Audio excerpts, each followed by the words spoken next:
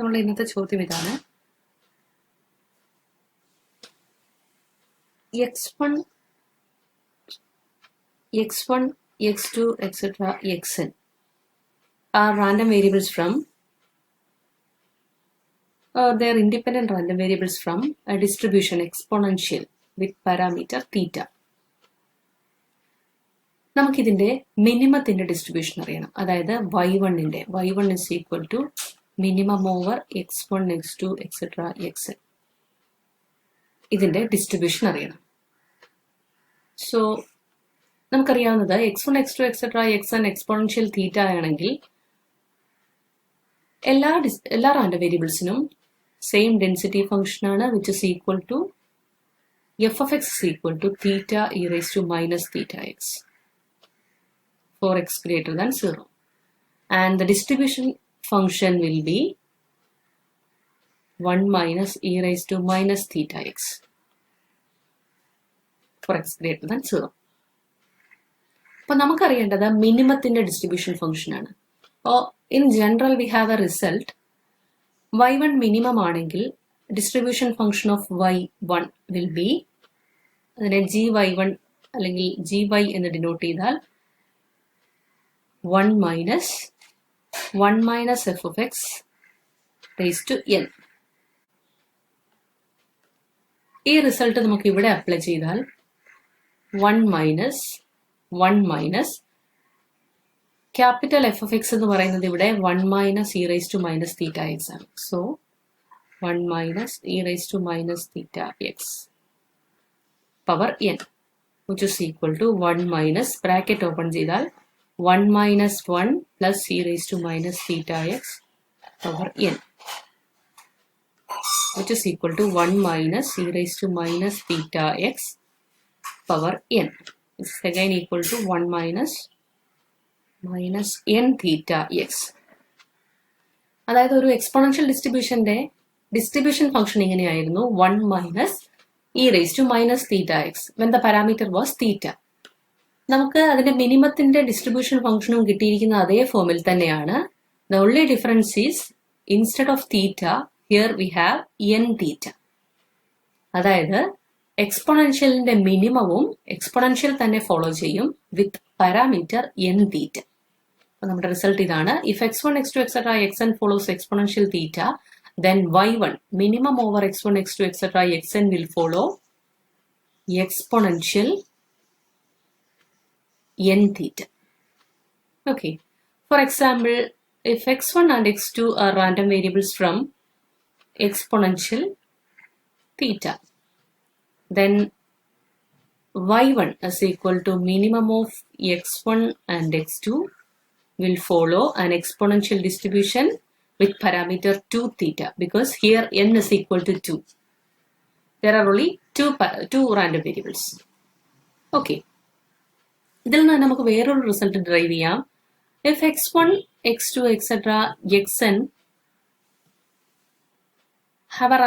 have a distribution exponential with parameter 1 by theta, then their minimum of x1, x2, etc.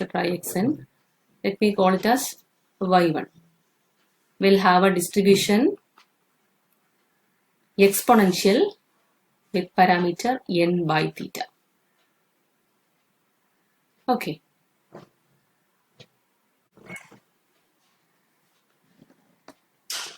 നമ്മളുടെ ഇന്നത്തെ ചോദ്യം ഇതാണ്. x1, x2, etc. xn are random variables from they are independent random variables from a distribution exponential with parameter theta.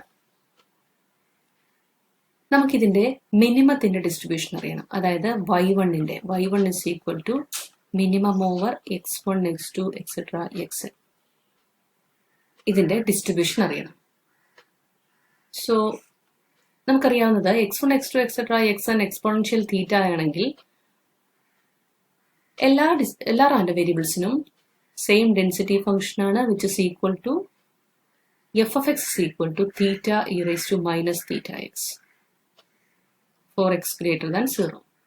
And the distribution function will be 1 minus e raised to minus theta x for x greater than 0. അപ്പോൾ നമുക്കറിയേണ്ടത് മിനിമത്തിന്റെ distribution function ആണ്.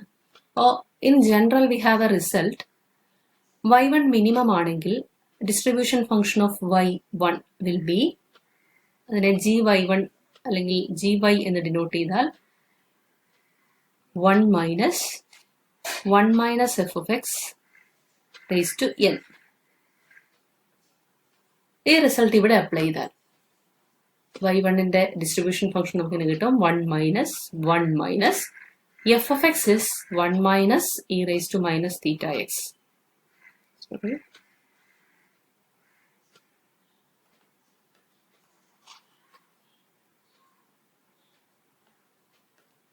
ഈ result നമുക്ക് ഇവിടെ apply ചെയ്താൽ 1 minus capital F of X എന്ന് പറയുന്നത് ഇവിടെ 1 minus e raised to minus theta x ആണ്. So 1 minus e raised to minus theta x power n which is equal to 1 minus bracket open ചെയ്താൽ 1 minus 1 plus e raised to minus theta x power n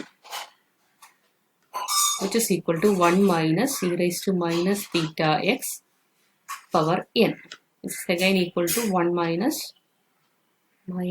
n theta x. അതായത് ഒരു exponential ഡിസ്ട്രിബ്യൂഷന്റെ distribution function ഇങ്ങനെയായിരുന്നു 1 minus e raised to minus theta x when the parameter was theta. നമുക്ക് അതിന്റെ മിനിമത്തിന്റെ distribution ഫംഗ്ഷനും കിട്ടിയിരിക്കുന്ന അതേ ഫോമിൽ തന്നെയാണ്.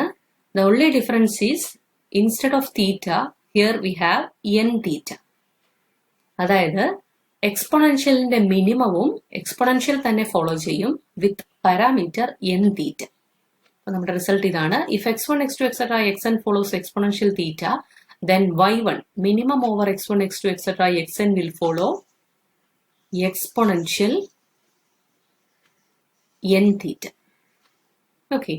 For example, if x1 and x2 are random variables from exponential theta, then y1 is equal to minimum of x1 and x2 will follow an exponential distribution with parameter 2 theta because here n is equal to 2. There are only two random variables. Okay. ഇതിൽ നിന്ന് നമുക്ക് വേറൊരു result drive ചെയ്യാം.